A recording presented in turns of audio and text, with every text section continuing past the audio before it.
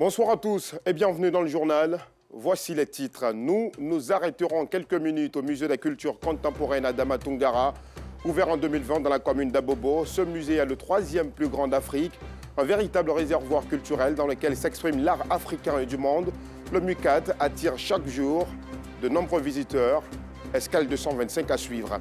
C'était jour d'élection ce samedi au Nigeria. Après la présidentielle du 25 février dernier, les Nigérians élisent les gouverneurs et les représentants des assemblées locales dans 28 États fédérés sur 36. Les gouverneurs sont des politiciens très influents et puissants au Nigeria. Ils jouent un rôle clé dans la nomination, tant au niveau local que national. Leur soutien est même essentiel, vous allez le voir, pour devenir chef traditionnel ou président du Nigeria. Voilà pour le sommaire. Bienvenue dans le journal. Commençons tout de suite par la rubrique de ce soir.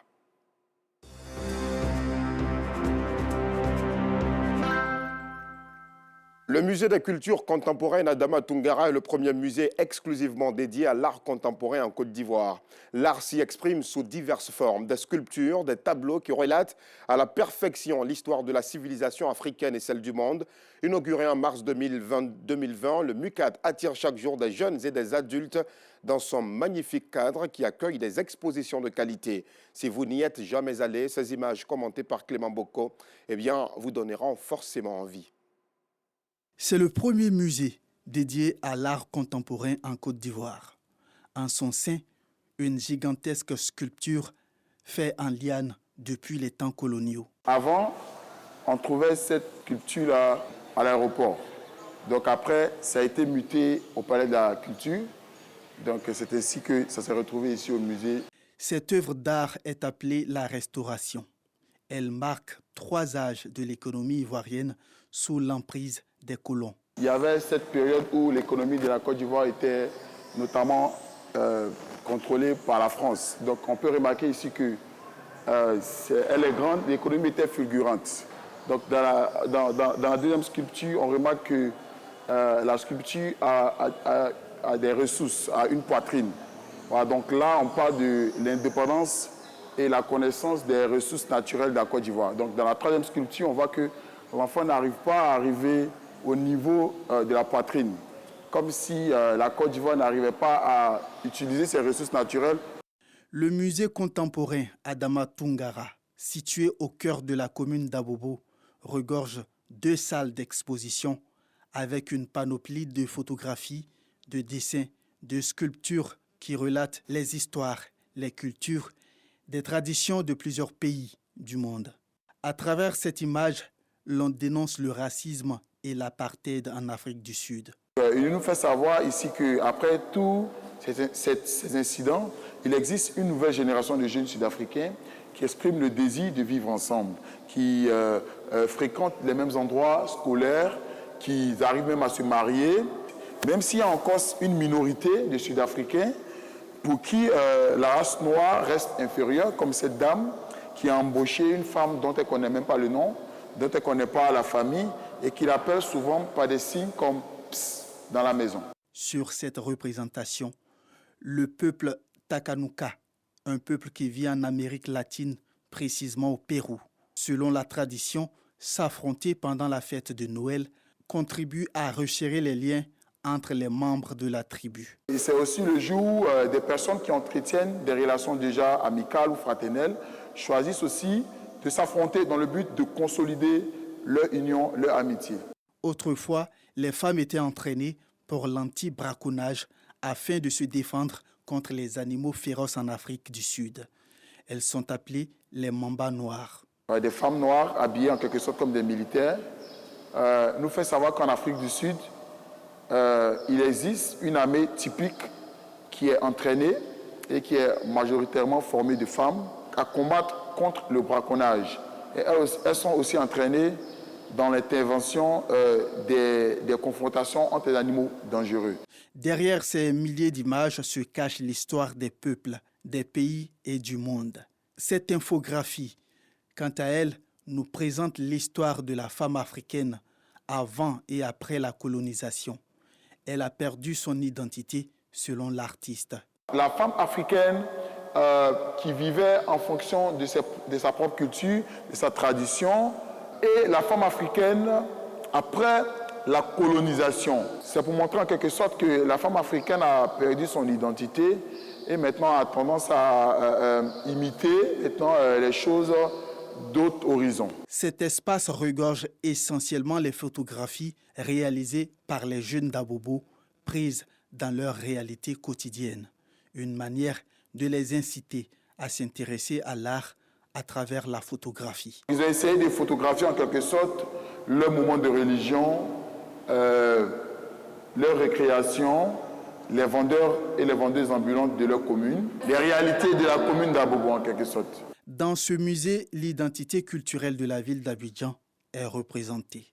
Le Gbaka, mini-car beaucoup utilisé dans le transport en commun par les Abidjanais. L'objectif de cette exposition-là, c'était de casser la barrière qu'il y avait entre la population abobolaise et le musée. Parce qu'avant, la population abobolaise avait du mal à rentrer ici au musée. Ce Gbaka, qui est le transport en commun utilisé beaucoup, c'est ici à Abobo, on le met en avant. Aujourd'hui, ça fait partie du patrimoine vraiment du musée. Et on l'a laissé là pour que ça montre aux gens qui viennent ici que cette exposition et ce Gbaka-là fait partie de cette œuvre-là qui a cassé cette barrière-là ici au musée. Toutes ces multiples photographies ont un seul slogan, inciter le monde à visiter l'Afrique et à faire découvrir l'Afrique au monde par les images. Une véritable richesse et un lieu d'attraction pour les personnes de toutes générations d'ici et d'ailleurs. Moi, ici, au Guinée, comme je suis venu à Abidjan, ici, je profite pour faire la visite ici. La culture africaine, c'est très bon, on doit garder ça, on doit sauvegarder. J'ai vu une histoire pendant les Noëls, les gens s'affrontent et après ils se réconcilient. C'est une découverte pour moi. Ce centre culturel ne dispose pas seulement d'images et de sculptures, mais aussi d'une bibliothèque publique générale, avec 5000 ouvrages et une médiathèque équipée de 14 ordinateurs destinés à la recherche. Une véritable opportunité pour certains. On a quand même quelques ouvrages assez intéressants aussi par rapport aux thématiques auxquelles j'accorde de l'importance. Et puis aussi, ça me permet aussi de faire des recherches, surtout au niveau de la médiathèque où on avait la possibilité d'avoir la connexion 24/24. Ça fait un bout de temps que je fréquente cette bibliothèque. Je viens pour le calme, pour étudier dans le calme. L'accès à la bibliothèque est régi par un droit d'abonnement annuel. Du CP jusqu'à la terminale, qui est 5 000 francs l'année. On a les étudiants en toutes catégories confondues, qui est 7 000 francs l'année. On a les professionnels et les particuliers qui sont à 10 000 francs l'année. Ce musée aspire à valoriser l'art contemporain ivoirien, africain, avec pour but d'initier les populations défavorisées aux beaux-arts et permettre aux artistes de rencontrer la création du monde. C'est vraiment les Abobolais qui viennent, puisque 60% de la fréquentation, c'est les gens d'Abobo. Alors, c'est pas encore tout Abobo, parce qu'Abobo est grand, hein. Mais au moins, entre Yopougon et Abobo, c'est vrai que c'est un endroit qui se sont appropriés. Et nous en sommes tous très, très contents. Inauguré le 20 mars 2020, le musée Adama Toungara est le 3e plus grand musée d'Afrique. Il est devenu aujourd'hui un site touristique qui fait la fierté de la Côte d'Ivoire avec ses nombreux visiteurs qui viennent de partout dans le monde. Et oui, le musée de la culture contemporaine Adama Toungara est un lieu à absolument découvrir. Merci beaucoup à nos équipes pour ce reportage. La pénurie d'eau dans plusieurs quartiers d'Abidjan deviennent fréquentes. À Belleville 3, dans la commune d'Anyama, nous sommes au 4e mois sans qu'aucune goutte d'eau ne coule des robinets. L'eau, source de vie, est devenue une véritable denrée rare. Et dans cette longue attente, les populations sont obligées de parcourir plusieurs kilomètres pour s'approvisionner dans le seul forage du quartier. Les nombreuses démarches entreprises auprès de la SODECI et de l'Office national de l'eau potable sont restées sans suite. À quand la fin du calvaire de la population d'Anyama Belleville 3? Nous, Sangaré et Joël Gossé en ont peut-être la réponse. Belleville 3, dans ce sous-quartier d'Anyama, vit Awa Sanogo. Dans la concession de cette sexagénaire, l'eau a cessé de couler dans les robinets depuis 4 mois. Une situation que vit difficilement cette dame malade du diabète. Il n'y a pas l'eau du tout, il n'y a pas l'eau. Quand même, tu vois, il n'y a pas l'eau. En tant que j'ai diabète, j'ai tension, je dois prendre bourrette pour aller prendre l'eau. Moi, je suis fatiguée, je ne peux plus. Je ne peux plus, je ne peux pas. Son beau-frère est obligé d'aménager son programme de travail pour lui venir en aide. Quand je vais au travail, elle m'appelle, elle me dit qu'il n'y a pas l'eau. Puis je vais prendre de l'eau au travail, 2 ou 3 bidons. Si tu vois aujourd'hui, il y a tas de bidons comme cela, c'est parce que j'achète en ville. Et prendre de l'eau en ville sur ma moto, venir en même temps à la maison. On vient tardivement, des fois je rentre à 22 h, tardivement, elle prépare, on mange. Dans ce sous-quartier d'Anyama, avoir de l'eau potable est un véritable casse-tête. Les habitants sont obligés de recourir au seul forage du quartier. C'est le cas de Fanta, qui parcourt au quotidien de longues distances pour s'approvisionner en eau potable en dépit de son état de grossesse. Il n'y a pas quelqu'un pour moi pour puiser. Donc, je dois venir puiser l'eau pour aller préparer. Depuis hier, il n'y a même pas l'eau. Mes enfants ne sont pas lavés jusqu'à aujourd'hui. Donc, ici, venir charger un bidon pour préparer. C'est pour cela que j'ai chargé. Moi-même, je ne dois pas soulever les trucs qui sont loulous. Mais je me suis forcée à faire. En file indienne, bidon et bassine en main, chaque jour, enfants, femmes et jeunes se dirigent vers ce forage à la recherche de la denrée rare et ce, moyennant de l'argent. Tu es rempli barrique, tu es rempli bassine, tu es rempli bidon. Ça dépasse 1000 francs. Si tu as 2 barriques, tu dois remplir. Tu dois remplir au moins 20 bidons. Mais c'est au moins 3000 ou bien 4000. S'ils peuvent avoir pitié de nous pour envoyer l'eau la semaine, on peut envoyer. On est fatigué. On vient à 6 h du matin, mais à 5 h, on vient déposer bidon. Pour que l'eau puisse se trouver là, tu dois venir déposer bidon. Là, celui qui vient, il sait que tu as bidon. Et puis maintenant, tu peux avoir l'eau. L'eau là n'est pas propre, on ne peut pas boire. On peut se laver, ça pour préparer ça, mais souvent, mais ce n'est pas ça.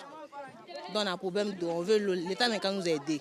Au dire des habitants du sous-quartier d'Anyama, les nombreux courriers adressés à l'ONEP, Office national de l'eau potable, pour trouver une solution à ce problème sont restés lettres mortes.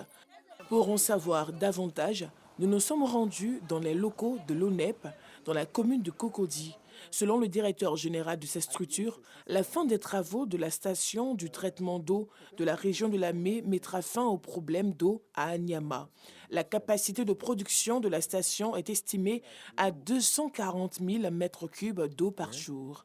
Quand on aura fini de poser les réseaux de distribution de l'usine de Lamé dont je vous ai parlé, qui fait 240 000 mètres cubes par jour, le problème d'Anyama va être réglé parce que l'eau qui en fait devait aller à Anyama approvisionne à Bobo. Et donc, puisque l'eau qui viendra de Lamé va traiter le tout à Bobo, l'eau d'Abobo qui devrait aller à Anyama va repartir à Anyama. Donc, on aura un peu l'effet des vases communicants. Donc, de notre point de vue, la solution définitive du problème d'Anyama se trouve dans l'usine de Lamé, qui est construite, qui produit de l'eau. Mais il manque à poser des réseaux de distribution, de la dispersion, pour que cette eau-là puisse irriguer l'ensemble de toutes les localités que sont Abobo et ses environs. Donc, peut avoir des conséquences également à Nyama. Au fur et à mesure qu'on posera les canalisations, on va commencer à donner l'eau aux populations. Donc, de mon point de vue, la situation d'Anyama va être complètement réglée d'ici la fin de l'année 2023. Les habitants d'Anyama, en particulier ceux de Belleville 3, devront encore attendre jusqu'à la fin de l'année 2023 pour voir l'eau couler à nouveau dans leur robinet. Il est de plus en plus difficile d'avoir accès au village de Mputo dans la commune de Cocody. L'entrée principale du village présente un décor pas du tout reluisant. Elle est très insalubre.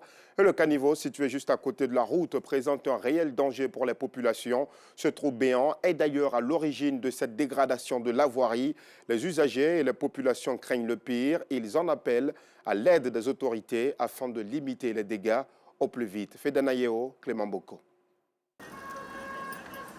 Nous sommes à Mputo, village situé dans la commune de Cocody. Un caniveau situé juste à l'entrée du dit village menace la quiétude des riverains. Il présente un visage peu reluisant. Il n'y a ni barrière de sécurité, ni entretien, un véritable danger sanitaire. Toutes ces personnes qui vivent ici souffrent énormément. Il y a les moustiques, il y a l'odeur. Des êtres humains habitent auprès de ces gens de caniveaux-là, mais ce n'est pas une maladie. C'est une maladie, puisque étant donné que le caniveau même, non seulement l'odeur est insupportable, ça c'est un. de 2. Il y a, comment on appelle ça, les moustiques. Il n'y a pas que le volet sanitaire qui est en jeu ici. La voirie d'accès au village est également obstruée par ce caniveau béant. Quand il y a un dépassement, les piétons sont en danger. Mais bien évidemment, comme vous voyez, regardez, ça rétrécit la voie. Donc ça fait que pour passer ici même, il faut se coincer. Du fait de son élargissement, le caniveau constitue un problème pour les usagers. Un jour, il devait avoir un dépassement. Mais à cause du caniveau, il a voulu serrer un peu, mais malheureusement, il est tombé dans le caniveau. C'est très dangereux pour la population, surtout pour nous les conducteurs avec les passagers. C'est la seule voie qui nous permet de pouvoir sortir du quartier. Ça se dégrade au fur et à mesure, il y a des trous. C'est difficile en temps de pluie, surtout pour les enfants et pour les femmes. Pendant la saison des pluies, la voie est impraticable. Et même, ça peut même causer même des morts, des chutes ici. Étant l'accès principal du village, les riverains s'inquiètent, non seulement pour les piétons, mais aussi pour les véhicules. Car si rien n'est fait, cette voie sera simplement fermée à la circulation. L'actualité ce 18 mars, c'est aussi la journée mondiale du recyclage. 2 milliards de tonnes de déchets sont produits tous les ans et ce chiffre ne cesse d'augmenter. Le recyclage se présente donc comme une solution pour sauver notre planète. Et fort heureusement, en Côte d'Ivoire, les initiatives se multiplient. Cependant, si certains recyclent pour protéger l'environnement, d'autres en font un business très juteux. Justin Kouassi et Clément Boko les ont rencontrés. Reportage à voir dans nos prochaines éditions. Revenons à présent à la journée internationale des droits de la femme. À Grand-Bassam, les femmes de la Confédération des associations féminines pour l'émergence du Sud Comoé ont été honorées par le président du conseil régional. Aka Wele a saisi l'opportunité de cette célébration pour inviter les femmes à davantage de résilience et de courage. Clément Boko. À l'entame de cette journée, une sensibilisation a désamorcé ce qui pourrait devenir un incendie dû à un feu de bouteilles de gaz butane. Il va s'accroupir et recouvrir la casserole. Pour cette journée, la Confédération des associations féminines pour l'émergence du Sud Comoé, CAFER Sud Comoé, est passée à l'offensive. L'autonomisation des femmes, loin d'être une destination, est un voyage avec des régressions parfois observées sous l'effet de pesanteurs socio-culturelles. Ce n'est qu'à travers les efforts des groupements locaux de femmes et le soutien de leurs élus respectifs, des sages, des leaders religieux et coutumiers, que nous pouvons faire face à ces problèmes. Pour la marraine, les femmes doivent s'assumer pleinement et c'est ce à quoi s'attelle l'État depuis maintenant quelques années. Il faut une prise de conscience de la fracture numérique entre les genres, en plaidant pour des politiques et des cadres juridiques qui visent à garantir la sécurité des femmes et des filles. Et en agissant ainsi, nous veillerons à ce que les femmes et les filles défavorisées et vulnérables bénéficient aussi équitablement des innovations numériques et technologiques pour leur meilleure santé et leur bien-être. À cette cérémonie, le président du conseil régional du Sud Comoé, parrain de la cérémonie, a honoré les femmes de sa circonscription. Dans notre pays, il est souhaité que les femmes aient toute leur place à tous les niveaux de responsabilité et que leur présence au niveau décisionnel soit d'au moins 30%. C'est une avancée et une reconnaissance qui sont à saluer. Dans notre région du Sud Comoé, votre conseil régional mène un bon nombre d'actions pour l'autonomisation des femmes pour qu'elles se prennent en charge et conservent leur dignité. La Confédération des associations féminines pour l'émergence du Sud Comoé, CAFER Sud Comoé, revendique plus d'1 millier de membres et œuvre pour l'autonomisation de ses membres. Le ramadan, c'est la semaine prochaine et les détenus de la MACA, la maison d'arrêt et de correction d'Abidjan, pourront jeûner sans crainte. Ils ont reçu aujourd'hui des dons en vivres et non-vivres de la Fondation intercommunautaire Oumar Magasouba. Reportage. Permettre aux prisonniers de la MACA, la maison d'arrêt et de correction d'Abidjan, de débuter le jeûne du mois de Ramadan dans la quiétude et la sérénité. C'est la mission que s'est assignée la Fondation intercommunautaire Oumar Magasouba, FICOM.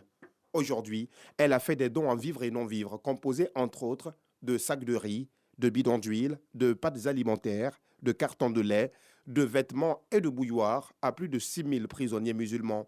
Lieu de collecte des dons, la mosquée An-Nour de la Riviera 2. Nous essayons de collecter des fonds pour pouvoir soutenir nos frères qui sont à la Mecque, pour les permettre de passer un bon mois de Ramadan. Tous ceux qui sont là-bas ne sont pas forcément des bandits. Et tout le monde peut se retrouver là-bas, à un moment et à un autre. Donc vraiment, je m'adresse à tout le monde, particulièrement aux musulmans, pour les dire de faire parler leur cœur. Une action de portée sociale, saluée par imams et agents pénitentiaires de la Maka, maison d'arrêt et de correction d'Abidjan. Il y a des personnes, quand ils arrivent à la prison, la famille ne vient plus le voir. Donc mois de carême qui viennent, c'est mois de pénitence. Donc les dons vont les servir de manger le soir. Ça va les soulager un peu. Ce geste de solidarité et de partage, mené par la Fondation intercommunautaire Oumar Magasuba, est à sa 8e édition. Il vise à promouvoir l'union, l'entraide, l'amour et le vivre ensemble. Ce samedi, c'est un jour d'élection au Nigeria. Les électeurs élisent le gouverneur et les représentants des assemblées locales dans 28 États fédérés sur 36. Les gouverneurs, vous le savez, sont des politiciens très influents et puissants au Nigeria. C'est la fin de cette édition. Merci de l'avoir suivi. L'information revient à 12h30 demain.